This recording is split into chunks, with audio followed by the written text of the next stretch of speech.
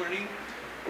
I want to thank the Union League Club. This organization was started by officers of the Union Army many, many years ago from our state. And my experience as Lieutenant Governor and Governor, time and again, this wonderful building has been used to gather people together to find ways to help our veterans and our service members who have been deployed all across the world, but especially to Afghanistan now. And the gathering that we have here today, Illinois Joining Forces, is really designed to make sure that we make every day Veterans Day in Illinois and America.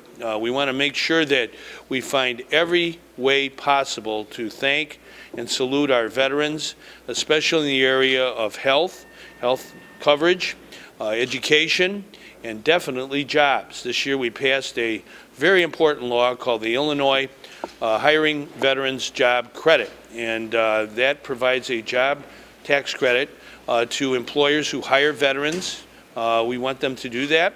There's a federal tax credit as well. The two go together.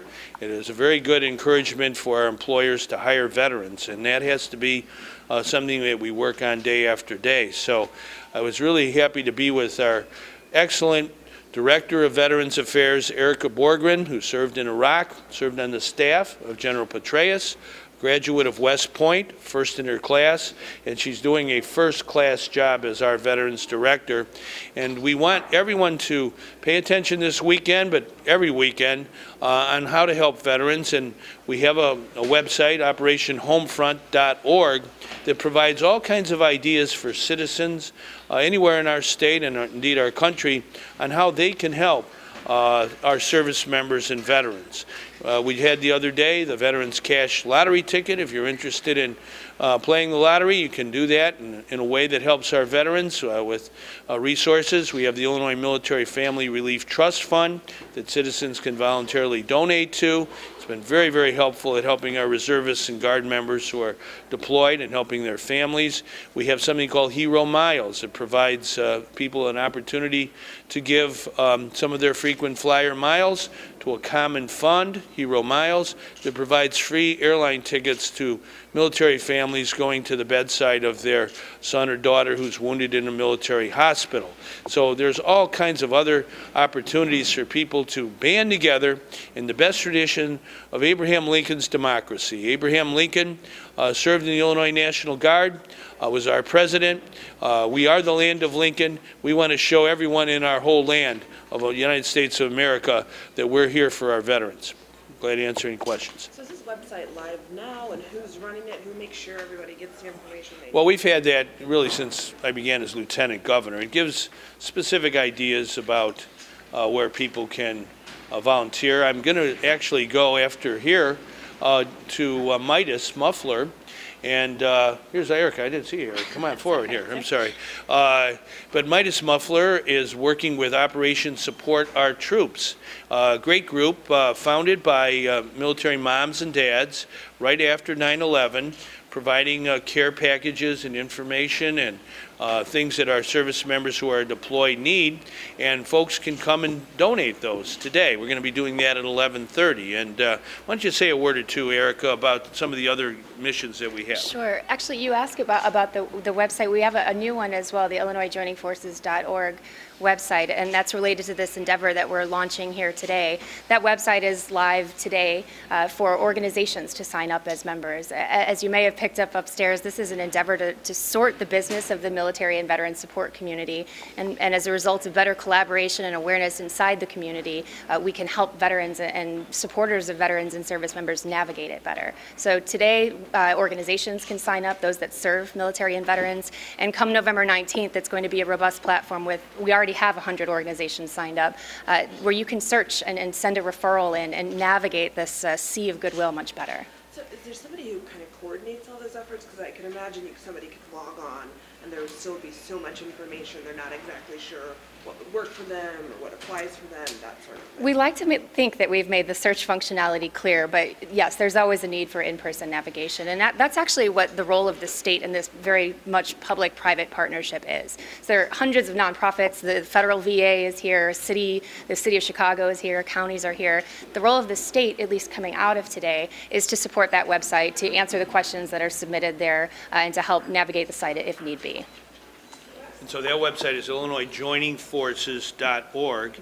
And I want to have Dennis Saletti, our Adjutant General.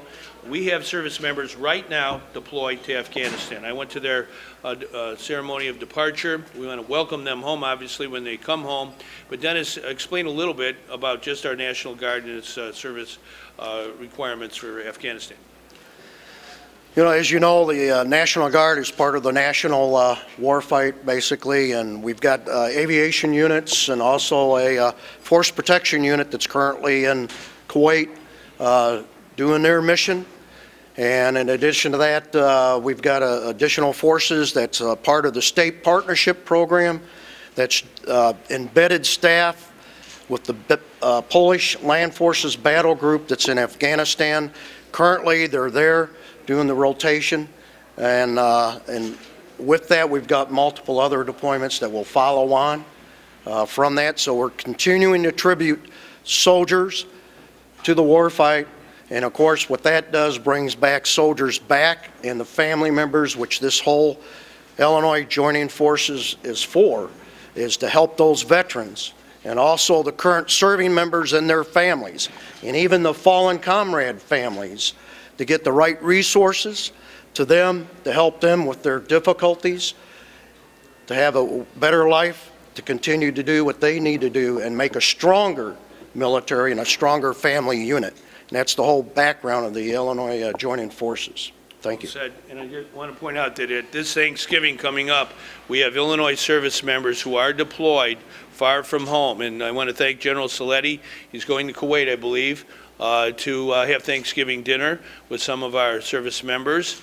And in the province of Ghazni, located in Afghanistan, that is handled by the Polish military, but the Illinois National Guard since 1995 has had a partnership for peace with the Polish military. So we have our National Guard members embedded with the Polish military in that faraway place, Ghazni province, Afghanistan. I personally visited there, and we want to wish all of our service members a happy Thanksgiving and a happy holiday season, but most importantly, we want them to come home, and we want to welcome them home with open arms.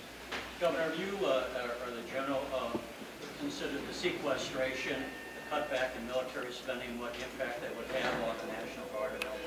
Well, it has an impact on all of our military, obviously, and I think it's important for Congress to work with our President to come with an agreement that will avoid that particular policy happening. And so I'm optimistic. I think President Obama made it very clear the other night that he looks forward to working with the leaders of Congress on a solution, a practical solution, and that's in the best interest of our country. Governor, with the number of Democrats that will be both in the House and the Senate here at the state level, aren't you afraid that Mike Madigan and John Cullerton can push through whatever legislation they want? You will not have a word edgewise? I don't know where you come up with that narrative. I am very good friends with John Cullerton and with Mike Madigan, who happen to be leaders of the Illinois legislature. I've spoken to them in the last couple of days, as I do almost every day. And in speaking to our legislative leaders, there are opportunities to do more for our veterans. And we intend to put together a robust legislative package that I am confident will pass the legislature, that will provide more and more help to those who have borne the battle and to help their families, our military families. I was very involved in the election last Tuesday. Many of my supporters were as well. We were happy that Some new people were elected to the legislature. I've talked to some of them on the phone, and I look forward to working with them. I think we have an opportunity, a once-in-a-lifetime opportunity, to do progressive things that strengthen the people of Illinois. And I want to lead that effort as governor. We can do many more things to help everyday people who live from paycheck to paycheck, who are the heart and soul of our state. Their kids are answering the call to duty, volunteering for our military. We want to put them first. And I really see the legislature as working with me to get that important mission accomplished. Governor, now that the election is over, is the pressure on to get pension reform done, or do you have some more time now that you're going to have so many Democrats in the legislature? No, I think it's time to get it done, and done promptly. I think it's important for our state. Every day, $12 million more dollars are added to the pension liability. It's going to be over $90 billion. We have to act on behalf of reform. We're going to get that done, I'm confident, because members of both parties understand that this is indispensable if we're going to have proper resources for our schools, for our public safety, for helping our veterans. We must make sure that we have adequate resources for those important causes. The only way we're going to have that is if we reform the pension. Do you see any movement right after Thanksgiving, or is it more likely after the New Year? I think the timing is we hope to get it done by the 9th of January when the legislature adjourns. And the timing may be that it is in the new year, and I've noticed they're scheduling January 3rd, 4th, 5th, 6th, 7th, 8th, maybe the morning of the 9th. So it's going to be a busy first week or so of January. So be it. Let's get the job done for the people. Governor, that ties into what I was going to ask. Is it, we passed the tax increase on the last day of the last legislature. Is it proper to be taking these controversial issues like the cost shift and doing them with a lame duck session? Or should it be the will of the people where we take it up with the new legislature? Well, when you're elected to the legislature, you're elected to a full term, and you have to serve out your full term. So I see every day counts, and whenever the legislature seeks to act on an important reform mission, so be it. Governor, do you see it as a threat? Congressman Jesse Jackson's revelations of late about talks about possible plea or possibly even resigning. I don't know anything about that. But is that information that voters should have known about before they re-elected him on Tuesday? I have no idea. I mean, I really don't. Governor, do you agree with Senate President Cullerton that cooperation from the GOP will be necessary in pension reform? And does that mean that we could face the same standoff even in the lame duck session in January? I really feel that we have a mission to accomplish when it comes to pension reform and also to help our veterans. You know, these are high callings of all of us in the legislature, in the executive branch. I want to see bipartisan cooperation. I think that was a message from the people of our state and the people of America to the political leaders. Let's work together on practical solutions to important challenges. And so in the case of the pension reform, getting into this challenge took 70 years. In the next 70 days, we've got to work together in bipartisan cooperation in a practical way to solve a big problem that's afflicting our state budget. And we're going to get it done because we are the people of Illinois, good and true. Governor, looking ahead, do you think it's a threat that Bill Daley says, hey, this time I'm really running for governor? Bill Daley and I are really good friends and have been for a long time. We're both White Sox fans, and I hope the White Sox and the Cubs will be meeting in the World Series at U.S. Cellular and Wrigley Field within a year. Okay. You're watching the Illinois Channel.